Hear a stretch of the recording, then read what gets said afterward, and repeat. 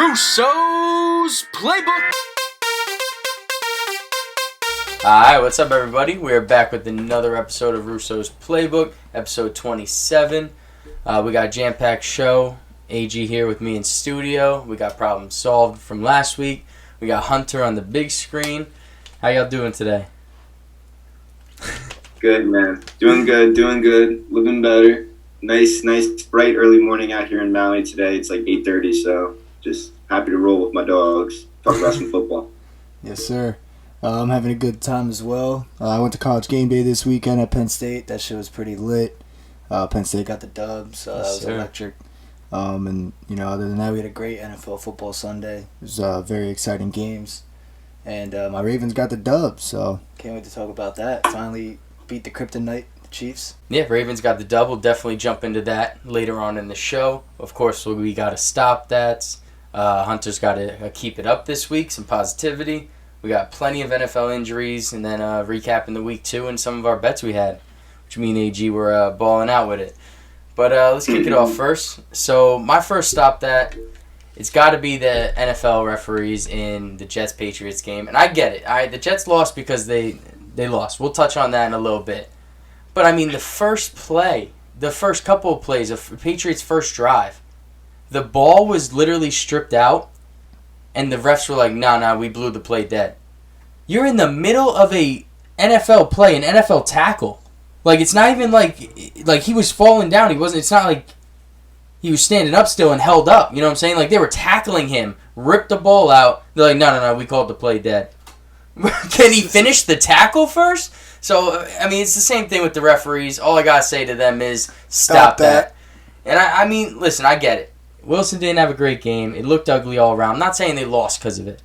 But there were multiple penalties where you're sitting there like, roughing a passer, he barely touched him. You know what I'm saying? And then the strip ball where they called it short. It was ridiculous, man. It had Robert Saleh completely frustrated to start the game.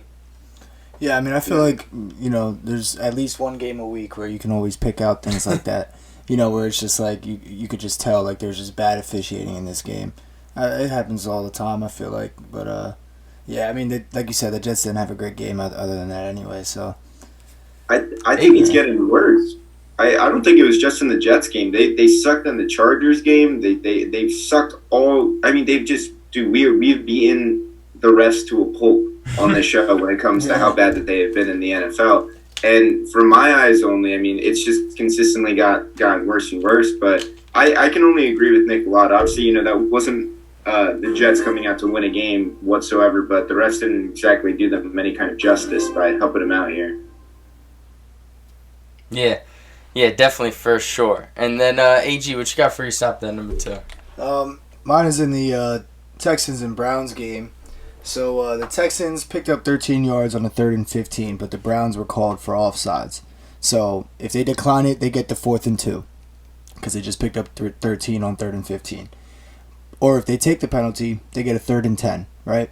So you think about it, it's like, all right, if you're going to go for it anyway, you go for the 4th and 2 because it's closer, right? But if you're not going to go for it, you go another 3rd down play, try to pick up 10, move the sticks, Mm-hmm. So the Texans choose 4th and 2. They decline the penalty, go 4th and 2. And then they punted the ball away instead of getting a 3rd down opportunity. And it just makes no sense. I literally don't even know how to explain that. All I have to say to that is stop that. It's absolutely ridiculous. I don't understand. Somebody provide some logic here. You can't. You can't. At that point, it doesn't make sense. And that's completely why it's on stop that. Hunter, what are your thoughts on that? Honestly, man, it's just, I've been saying it since last year. It's that, like, the Houston Texans are just a dumpster fire. Just a dumpster fire of a team, man. And, I mean, for the most part, like, I mean, if you're going to decline it, it's going to be 4th and 2. That's not even, like, bad to go from, you know what I mean? Like, you could make something happen with 4th and 2. You could definitely make something happen with 3rd and 10. That's what I'm saying. Get it, like, 2-down territory, but overall, that's just the most Houston Texans shit I've heard in a while. But, hey, I think they kind of kept up. They were playing relatively competitive with, from what I was watching. I think, what was the final score, like 31-21? Yeah. Yeah, Tyrod went down too, though. Yeah. I'm going to talk about that. Oh, yeah, you're right. Yeah, man, I don't know. Texans in a nutshell right there. Let's you keep that up, Hunt. I wanted to just change and be a little positive this week. And I think there's one player who really deserves it. But I just want to give a big shout out and keep that up to Rob Gronkowski.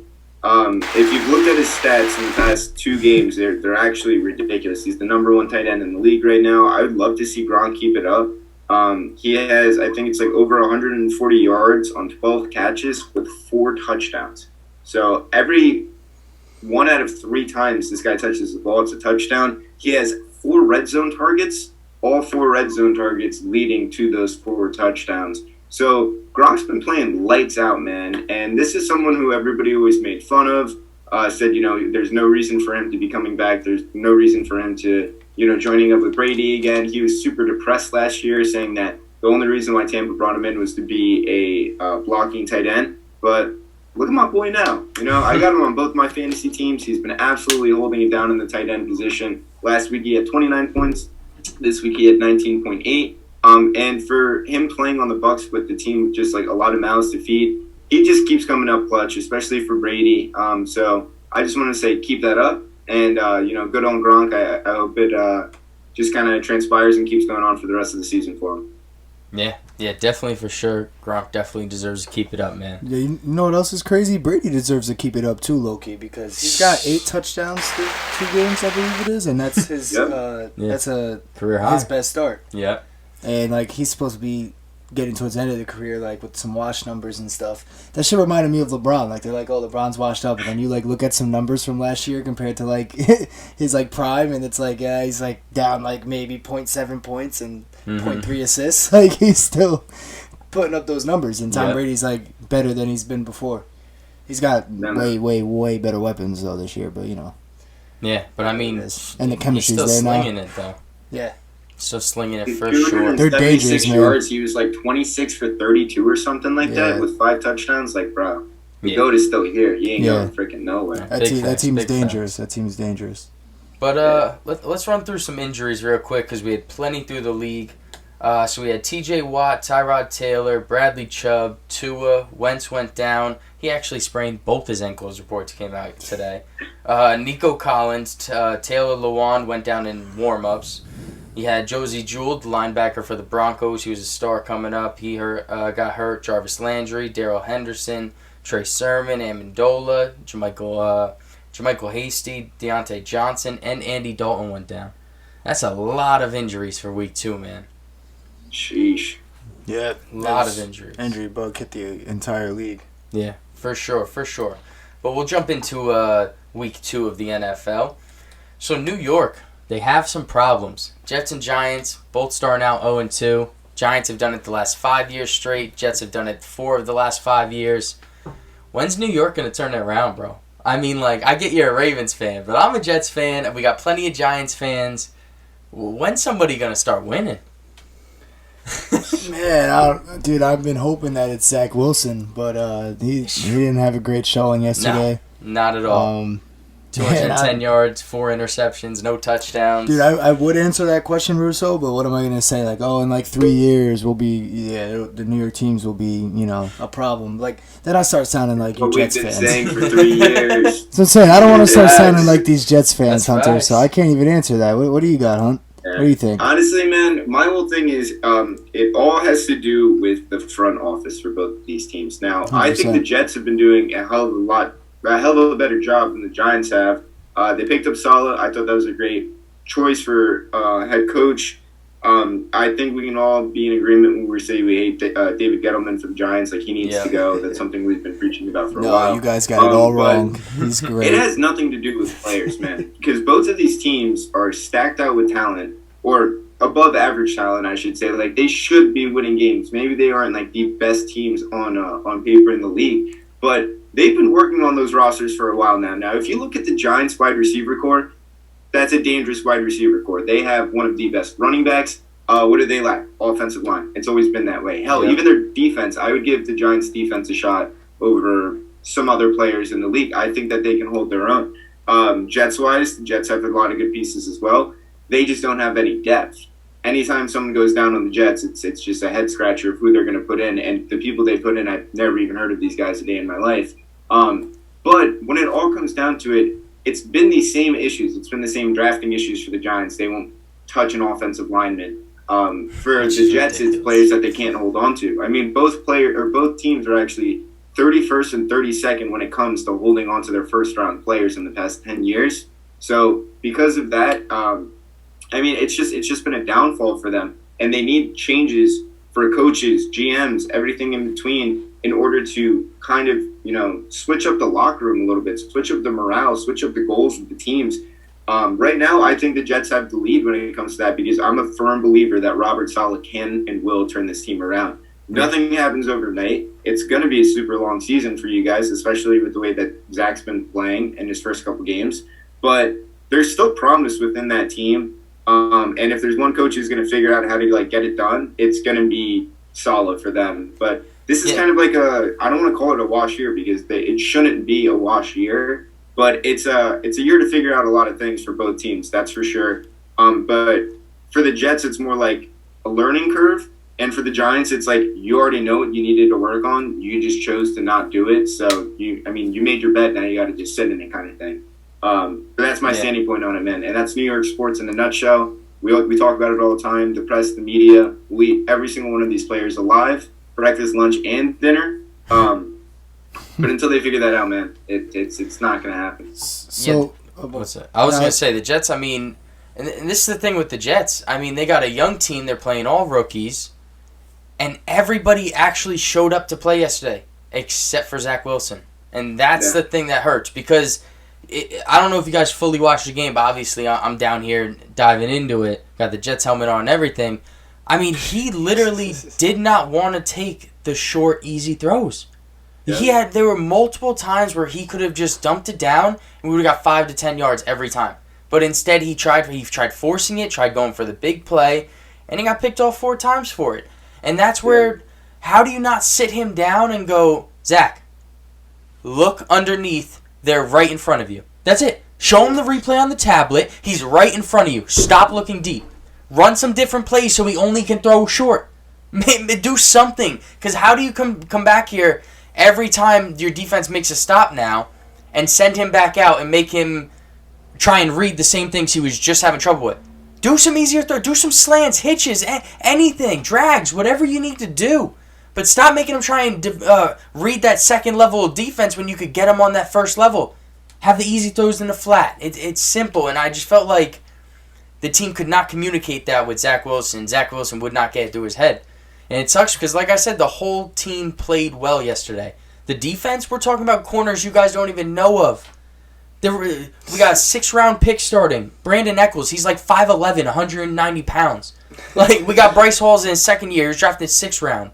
I mean, our slot cornerback, he was drafted 5th round this year. Like, we got people never heard of, and they're actually stepping up. And then we have the quarterback that has so much promise just shit the bed. It's frustrating, for sure. He's trying to play a college game, man. The more and more I see Zach Wilson out there, it's like he's making the same decisions that he did in college, but he's got to realize that you're playing against some grown ass men now, man. Like that, it's not going to be that easy. But exactly what you said, Russo. He's just forcing the hell out of every single one of his throws. This the 3rd interception or 2nd interception, whoever he threw 2 interceptions to the same guy on the Patriots. His name slipped in my mind. It's going to piss me off. Yeah, the guy had 2. I forget. J.C. Jackson. Yeah, J.C. That 2nd interception that he threw to that guy was textbook terrible quarterback decision. Like, he looked down the wide receiver the entire time. He didn't even really change his hips to kind of make a better throw, and he just lofted it up, man. Like, there was so much air underneath that ball. Like, dude, that corner could have sat it there, ate a 6-inch sandwich, had the drink and a bag of chips, and still jumped up and grabbed that interception. It was too easy for him. It was way too easy. But I have a feeling that Zach Wilson is going to be one of these quarterbacks who he makes a mistake and then he just keeps making those mistakes because he can't get the old one out of his head. It's just immaturity. I wouldn't say all that. He's still young, I get that, but he's got to figure that out real quick because that's. I wouldn't say that. I wouldn't say that. I don't think he's going out there making the same mistake, so to speak. Like, yeah, you can say he made 4 interceptions. That's the same mistake. But if you're reading the defenses and reading how he's reading the defenses, I think it was more so of just wanting the deep play and thinking he had it open and then not taking the short, or even when a miscommunication with the receiver. The second interception went right through Corey Davis's hands, as he said, but it's still an interception, you know what I'm saying? I mean, the first one is the one you were talking about. He locked in on like a deep in and just threw it right to the corner. The corner was just sitting there. So it didn't make any sense. No, I'm talking about the one on the out. The dude, I can't remember which wide receiver it was, ran in and out. Moore, and the cornerback was just sitting underneath him the entire time. He was just waiting for the ball. It was that J.C. Chambers, or whatever the guy's name is. It was his second interception of the game. But I mean, it was a terrible throw. It literally looked like he thought, like you said, he thought he was in college and thought he could just loft it over the defender. And defender was like, okay, like, I'll catch that. Thank you. Yeah, for real. He ate it up, man. He ate it up. Yeah. But let's move on to some other teams. The Cowboys beating the Chargers. I think it's great for the Cowboys. The one thing I want to touch on, McCarthy is not it to me, dog. I don't know if y'all saw the game management at the end of that game. He almost blew that game. Yeah, he had like 28 seconds left, one timeout. They're at midfield, 50-yard line, and they run the ball. And then instead of rushing and, maybe like spiking the ball because they got the first down or whatever, spiking it and keep it going to get more time to move downfield a little bit, they just run out the clock until like 6 seconds, call timeout, and force their kicker to kick a 56-yard field goal. Yeah. Now, luckily, the kicker's nice like that. Yeah. But, I mean, you can't bank on that every time, and I wouldn't bank on that any time. I'd rather make him kick a 40-yard field goal or something. Well, yeah, I mean, take your chances, especially if you're going to, you already got the first down, so you got a fresh set of downs to play with. You could have got up another 6 yards, even if you ended up making it a third down with 4 seconds and you're calling that timeout then. You know what I mean? Exactly. Like, you can run the play, rush down, spike it, still get a third down play off, call the timeout, and kick it on fourth. Yeah. You know what I mean? So, yeah, I mean, it didn't really make any sense. Yeah, for sure. Dude, I feel so bad for the Chargers, man. Like, I want to go through their past 3 years and find how many games they've lost by, like, 3 points or less, because it's got to be, like, the vast majority of all. They had the stat. We've said the stat before. I think it was either last season or the season before. We had the stat. At this point, we're just continues. At this point, we're just adding to it. They have some bad spell over them, man, because they're a good team. Like, they should be winning these games, and they just every single time, man. End of the game, they just fall apart. Fourth quarter, third quarter, whatever it is, they just fall apart, give up the entire game. And I'm not saying that it wasn't hard fought both ways the entire way. It was. It's just I don't understand how they keep losing like this, man. And I don't understand how Chargers fans, like, can still be Chargers fans. Like, it's just, it must hurt at this point. Yeah, rough yeah. life, I mean, definitely. the fans were definitely hoping that left with Phillip Rivers, but it's not seeming to be the case so far. Not at all. And real quick, for my last game that I wanted to touch on, I gotta give credit to the Raiders, man. So far, 2-0. They beat the Ravens and the Steelers. That's 2 big wins. Beat the Steelers 26-17. Derek Carr 28 for 37, 382 yards, 2 touchdowns. The dude's balling, and I mean, I was gonna say, man, I don't know. Should we say it? Derek Carr's a good quarterback right now. Well, see, here's exactly, Hunt. Because here's the thing. I need more time. They've started on that page. They've started nice before. They've started nice before. They've definitely had their moments, but it always comes down to the end of the season where they become average again. True. So it's like, if they could get a big enough win advantage in the beginning of the season, I can trust it for the end of the season. But if they're 4-4, 5-5 going to 10 games, I mean, I can't trust them to hit those last 3 or 4. True. You know what I'm saying? No, that's very true. I'm not saying bet the house on them by any means, but you got to give them looking props. Like a pretty solid quarterback through 2 weeks this year. Definitely got to give them props. And I know you had a couple games, right, AG? Yeah, I mean, well, right along with that, the Raiders beat the Steelers. I'm gonna get into the AFC North because every team is locked in at 1-1 after 2 weeks. Me and AG will finish out the show. We just had a couple more games to talk about our bets, and then we'll close it out. So, AG, you were talking about the AFC North. Yeah, Hunter, we miss you. Sorry, but the show must go on without you. So you can watch later, I guess. Tune in. You know what I mean? But Yeah, I was talking about the Steelers. They lost 26-17 to the Raiders, as Russo was just saying. Raiders are firing on all cylinders. Their defense was holding it down, too. Najee Harris, 10 carries for 38 yards, average of 3.8. They couldn't get anything done on the ground.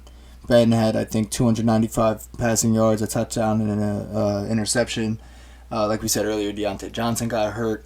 But the Steelers, they came out, they played very well against the Bills in Week 1. They won 23-16. And, the Bills looked a little rusty. They looked like they were firing all cylinders this week. Yeah. Beat the Dolphins 35-0. But, so I don't know how I feel about the Steelers right now. The verdict is not in yet on them. I got to see a couple more games. Then the Bengals, they're 1-1 as well. They just lost to the Bears 20-17. Joe Burrow had 3 picks, 2 touchdowns. Jamar Chase already with 2 touchdowns, 1 in each game. So he's looking like a great pick for the Bengals. Then the Browns. We touched on them a little bit earlier in that stop that, but they were able to win 31-21 against the Texans. They are now 1-1 as well. Tyrod went down in that game, like we talked about. Juice Landry also got hurt. But Baker had a day, man. 19 for 21, 213 yards, a touchdown, and a pick. So, he got banged up real quick, too. I think that was on a tackle after that pick he threw. Mm-hmm. And it looked like his shoulder just popped out, but it wasn't the throwing shoulder, it was the left shoulder. They popped it back in. He was back in the next drive, you know what I mean? So I think he's all right. But he did get banged up for a sec there. Nick Chubb had 11 carries for 95 yards and a touchdown for an 8.6 average per carry. So, it's looking like the Browns are doing Browns things again. Yeah. They played a really good game against the Chiefs last week and then were able to hold off the victory against the Texans. And then the Ravens. Ravens versus Chiefs, Sunday Night Football. That was a great game. Ravens are also now 1-1. Lamar was 18 for 26, 239 yards, a touchdown, and 2 picks. One of those wasn't really his fault. It was on the first drive of the game. Tyrann Mathieu pick 6, but Sammy Watkins fell down on the route, so there was nobody there. Ball went right to Tyrann. He cribbed it, but it is what it is. The other one was a very bad throw under triple coverage. I don't know what he was doing on that one. But he also had 16 carries for 107 rushing yards and 2 touchdowns on the ground, including the game winner. This was his 4th game with 200-plus passing yards and 100-plus rushing yards, most in NFL history. So that's the guy's dominating. It was a great game. I mean, I thought the Ravens were down and out when the Chiefs were driving. They were in field goal range. They were about to run the clock out and get a field goal, but we forced a fumble, man. We got the ball back, and Lamar made it happen on that 4th down. John Harbaugh, shout out to John Harbaugh, trusting him. You guys have probably seen the clip everywhere by now, but that was tough. So my Ravens got it done finally against the Chiefs. Yeah, for sure. And not only did your Ravens get it done, I think we can say me and you got it done this week on betting for the NFL. Both went 5-0. One more thing. What's up? Tyreek Hill, 3 catches for 14 yards last night. Oh, held him down. Yeah. That's tough. With some guys out. Westry got hurt this week as well. He was playing big time snaps against the Raiders. Yeah, that's huge. They locked him up, man. Travis Kelce had a day, 7 for 109 and a touchdown. But one of them's gonna hurt you. Yeah, exactly. But if you could take away it seemed the like other, that was the plan. Let Kelce win. We'll take care of Tyreek on the outside, and force them into that little box for the most part. So I mean, that game plan seemed to work pretty well. It's crazy when they put up 35 points and it's like, oh yeah, this defensive game plan worked very well. Just snuck out of it. Yeah, Listen, without that fumble, fumble, who knows? Exactly. Snuck away with that one. Yeah, but just like we snuck away. Nah, you're good. Just like we snuck away with our bets, 5-0. Yes, so sir. we really killed it this week. For college football, I went 4-1. AG 2-3, not as good, but hey, he's still up there. Still up there for sure. Hey, like I said, I was at game day, man. I sent those picks in. I was already a little buzzing. So I just picked some stuff for that. But the NFL, there we go. We on both 5-0. We on for sure. And you can find that on our Twitter at Russo's Playbook at itsag400. Hunter's ad on Twitter is lowblack22, even though he's not here right now because of the TV. But, and then don't forget our Thursday bets on Russo's Playbook.